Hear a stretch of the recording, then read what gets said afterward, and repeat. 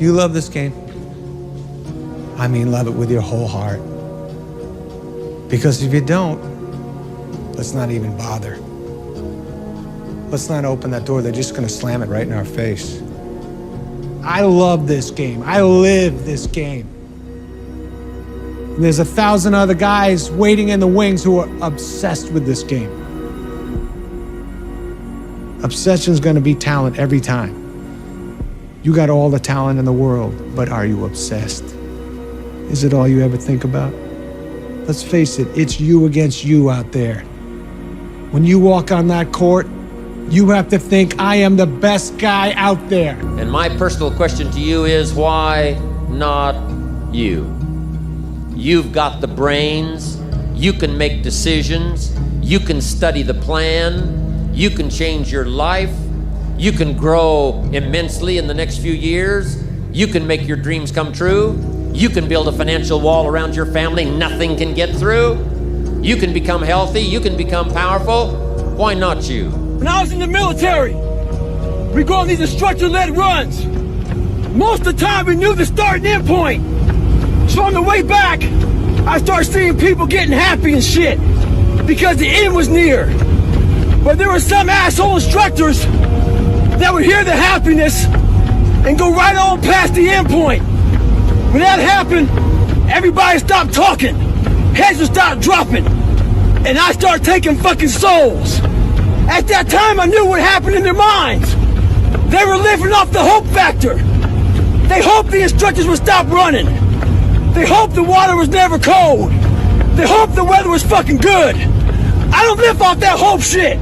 I wish the water was cold. I wish them motherfucking instructors keep on fucking running. I wish for fucking rain. When the ending is unknown and the distance is unknown, that's when you know who the fuck you are. While others are busy talking, you are busy working. This is how you build your future. Every day is a chance to improve yourself. Every small steps count. When you keep working, you will slowly see progress. Progress may not be fast, but it is there. It is like a plant growing. You may not see it grow every day, but with time it becomes strong and beautiful. Your hard work is the same. Each moment you spend working is a step towards your goals. You are planting seeds for your future. One day, those seeds will blossom into something amazing. It is easy to give up when things get tough, but tough times reveal who you really are. When you push through, you discover your strength. You learn that you can handle more than you thought. This knowledge builds your confidence. Each challenge makes you better prepared for the next one. Life will test you, but you must stay strong. Every battle you face makes you a warrior in your own story. People may talk about you, and that is okay. They may call you obsessed or strange for not wanting to join them. But you are on a mission. You are focused on your goals. Let them talk. You are doing what they are not willing to do. You are putting in the effort when it is hard. You are choosing to work while others play. In the end, when your results shine, they will see why you made those choices. The people who succeed are often the ones who embrace their struggles. They do not run from difficulties. They face them head on. They know that pain and effort lead to growth. When you work hard in silence, you are training yourself for greatness. You are preparing yourself for the future you desire. This training may not be easy, but it is necessary. It builds your character and your willpower. A lot of you are trying to find inspiration and motivation with a depressed mindset. You're depressed because you're not doing shit with yourself. You don't find inspiration by not living in the grip of life. You need to live in the grip of life to find inspiration. Put challenges in front of yourself. When you put a challenge in front of yourself and you attack it, that's when you find inspiration.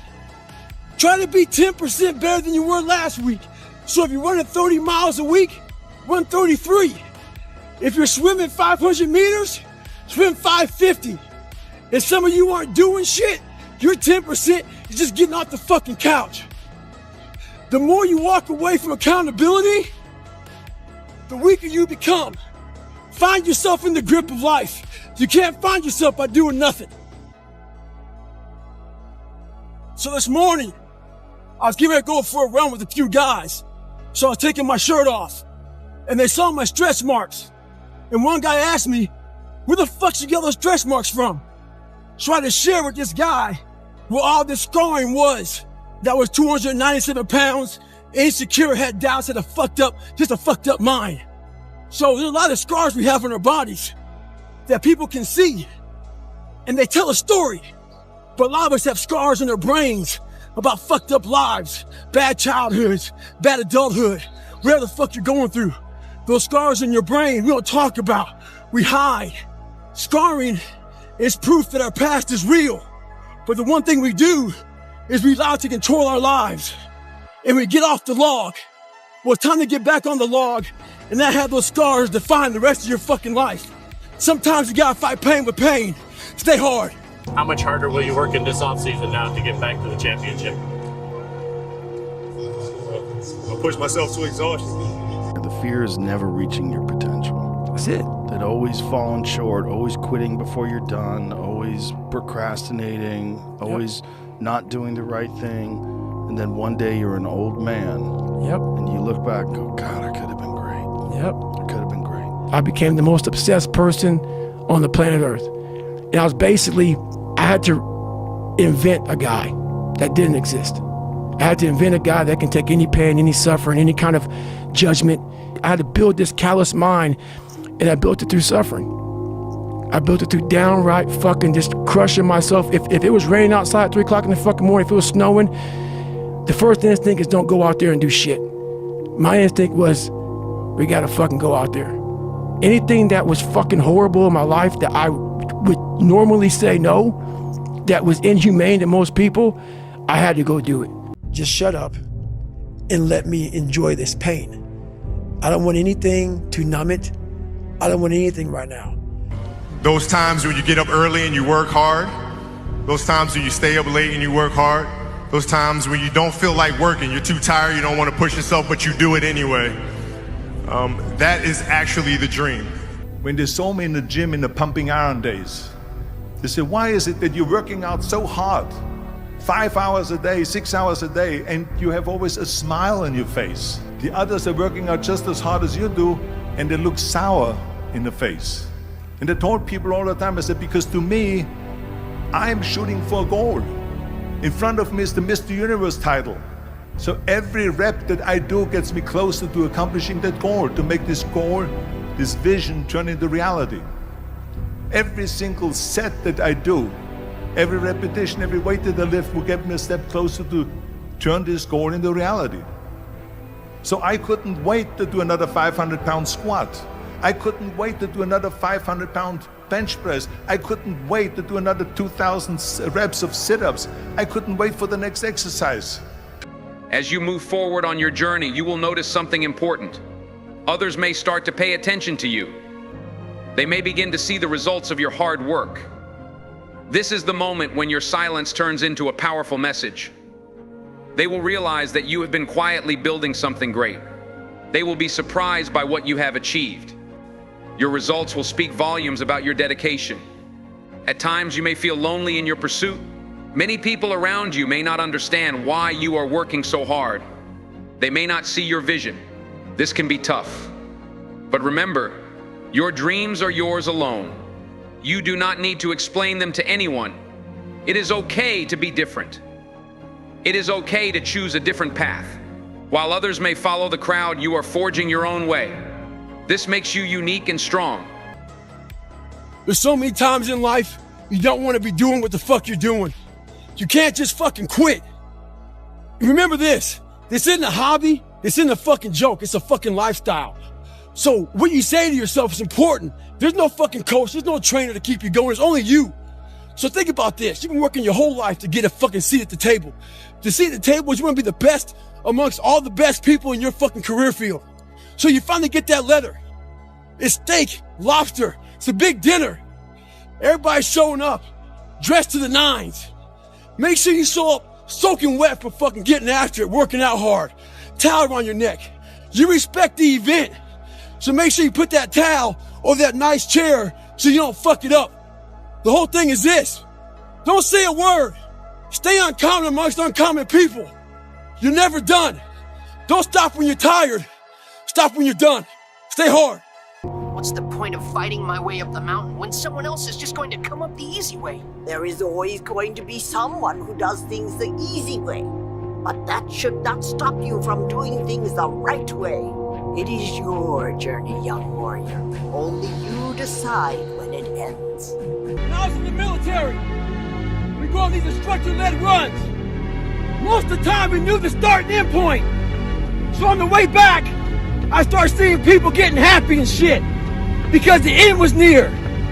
But there were some asshole instructors that would hear the happiness and go right on past the end point. When that happened, everybody stopped talking. Heads would stop dropping. And I started taking fucking souls. At that time, I knew what happened in their minds. They were living off the hope factor. They hoped the instructors would stop running. They hoped the water was never cold. They hoped the weather was fucking good. I don't live off that hope shit. I wish the water was cold. I wish them motherfucking instructors keep on fucking running. I wish for fucking rain.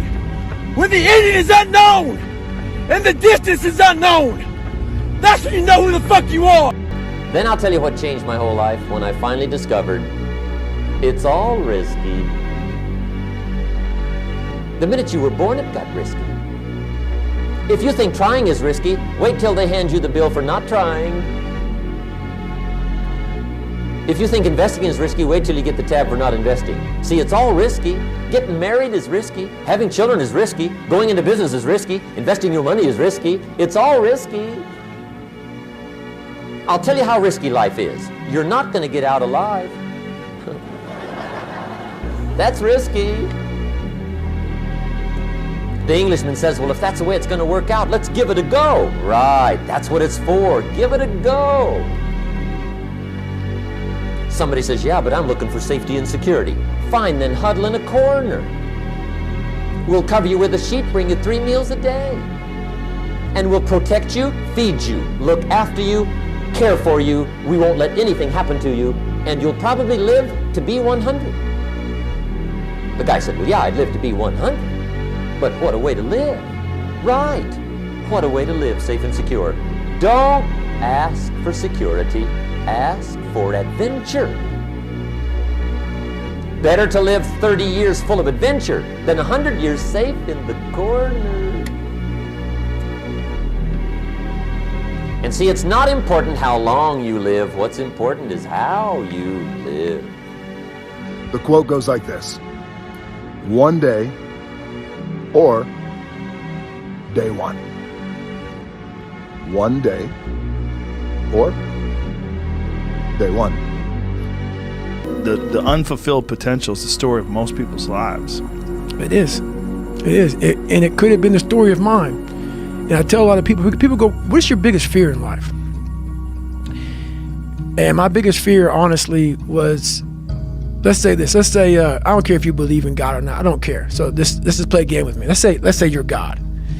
And we have a big fucking long line of people. And I made it to heaven. I'm 75 years old. I'm 300 pounds. I made it to heaven. I worked for Ecolab my entire life, spraying for cockroaches. That's what I did. But I'm dead. I'm in heaven now. And you're judging us all now. So we're in line. We're all sitting there in line. And you have Adam Brown. He has a big board up. And you're talking to Adam Brown about his life. And you rip it down. And I'm next in line. David Goggins. I see my name. And I see all this shit. And God goes, hey, you say, read this, man. And I'm reading this list. And I'm seeing 182 pounds, Navy SEAL, Ranger School, motivational speaker, changing lives. Okay, man, pull-up record, all this shit. And I'm like, that's not me, man. And God looks at me and says, that's who you were supposed to be. And my biggest fear, I visualize some crazy shit. My biggest fear is that one day I'm gonna reach a judgment of my life. Something's gonna judge me for what the fuck I was supposed to be in life.